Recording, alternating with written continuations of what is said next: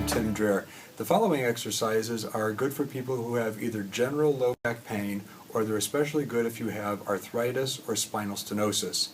You were told that you have arthritis or stenosis either by your doctor or your physical therapist, and that was either because of an X-ray or MRI, but more importantly it was because of certain things that you do through the day. For instance, if you have stenosis, you're the kind of person that can sit or lie down and have absolutely no pain, but once you stand too long or walk for too long, you start to get a back pain. However, if you were to sit down, your pain would go away immediately. These exercises can also be somewhat helpful for a person who has a herniated disc, but there's a few changes that need to be made, which we'll go over. So now let me show you how to do the exercises to get rid of low back pain.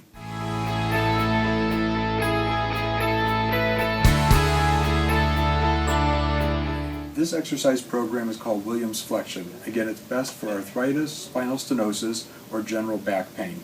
First, we take one knee and bring it into the chest. We go to the point of a stretch and then just hold that stretch. We hold for 30 seconds or about 5 deep breaths. A breath cycle being in for 2 seconds, pause, and out for 4. And then we switch sides, bringing one leg up, breathe in for 2, pause, and breathe out for 4. We go through 5 breath cycles, or the equivalent of 30 seconds. That was one knee to chest, and you can do one leg or 2 times on each leg. Our next will be the hamstring. We'll pull the knee into the chest again, and then bring the leg up to extension, and then to get a little stretch. So you are stretching the hamstring and the calf at the same time. Calf flexibility is very good for balance, by the way. Now if you want to add more strength, we'll go to the other side. I also teach Pilates, and in the Pilates world we actually take away the hands, so you have to use your quad muscles to hold the leg up in the air, so you're actually getting strengthening of your quads as you do this. And then switching again, if you have, however, had a disc problem, you would put the opposite leg down straight and only have the one leg coming up. With a disc, you want to make sure that the back stays in extension. It doesn't round and curl forward. So that's the hamstring stretch. The next one is the piriformis, where we put one ankle on the opposite knee, and then take one leg and just gently draw it up.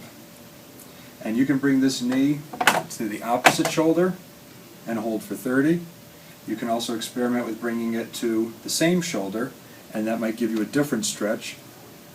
And if you have great flexibility and no discomfort with this, you can actually bring the other leg as well, so that now both legs come up in the air and get a stretch there. Ooh, that's as far as that one's going? Yeah. And then switch legs. Ankle on the knee, and then draw the leg up towards you. And again, you can use the hands to guide the knee to the opposite shoulder, the same sided shoulder, or even bringing both legs up at once. This would not be good for a disc. Bringing the legs back down, we now do the trunk twister, where we take both knees and bring them over to the side. And if you feel like there's too much tightness as you do that, you could instead add a pillow, because our goal is that your leg can completely relax into the pillow and be completely unweighted. And now you can begin to stretch. After 30 seconds, we can switch sides. And to get even more of a stretch, we can take the right arm and bring it up over the side, and that will give you a stretch through the ribs, stretching quadratus lumborum, the rib cage, and then back up. The next exercise is just the pelvic tilt, and that's where you roll your pelvis in and flatten your back. We come up, hold for a second, and return. Doing that 10 times is a good way just to loosen up in the morning. Again, this is not good for a disc, this one specifically. And it's just a rolling, the belly curls in, the back flattens, and we try to keep breathing as you do it. And there's number 9 and number 10. Our next exercise is ironing the sacrum. We bring both your knees into your chest, hold the hands on top of your knees, and either hold and stretch, or some people like to rock their knees side to side to loosen up their low back. This is especially good for stenosis.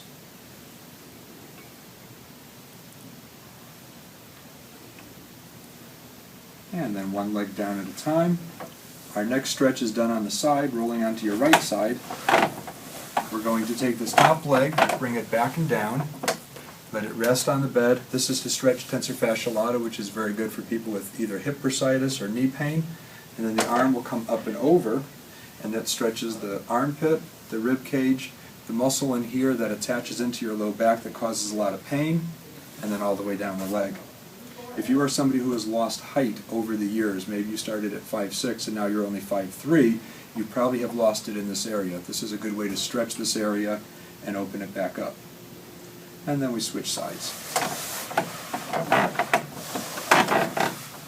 And with the breathing, you're thinking breathe in, importantly breathe out for 4 seconds, and on your exhales when you want the muscle to soften and to let go. The more relaxed you are, the easier it is to stretch. It's a mild stretch feeling, and at the end of 20 seconds, the stretch feeling should go away. If it doesn't, it means that you've probably been overstretching and you could actually hurt yourself. So make sure that you don't feel the stretch after 20 seconds. And then our last one is the psoas, which is probably the most important. We'll do it first on the very end of the bed. So you just come to your bed, sit on the very, very edge of the bed, and you'll have both knees up in your chest to start. Lying back down. We'll hold one knee and drop the other off the edge. And your goal is that this leg is straight, and then the heel comes under and can get to about 90 degrees. Any less than that, you're going to have problems with your psoas, which is a huge muscle that goes from your thigh all the way up through the pelvis and attaches in your low back. When it's tight, or if one side is tighter than another, it can really throw things off and hurt you. We'll switch sides. Women who have sacroiliac problems will most likely find one side tighter than another, and this is a cue that we want to talk to a physical therapist about what's going on. If it's difficult to do it on the end of the bed, we instead can do it on the side of the bed.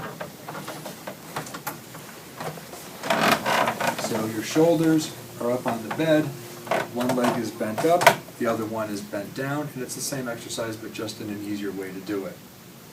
Once you've identified which muscles are tight, tell your physical therapist, because then we can start to massage. The ideal sequence is to first heat the area with either a shower, a heating pad, or even just walking around for 10 minutes to stretch the muscles, and then have somebody massage out all the knots that just won't go away on their own, which is where physical therapy comes in.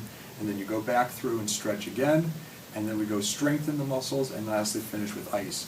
That sequence is the best way to get rid of muscle spasms. That's the myofascial release technique.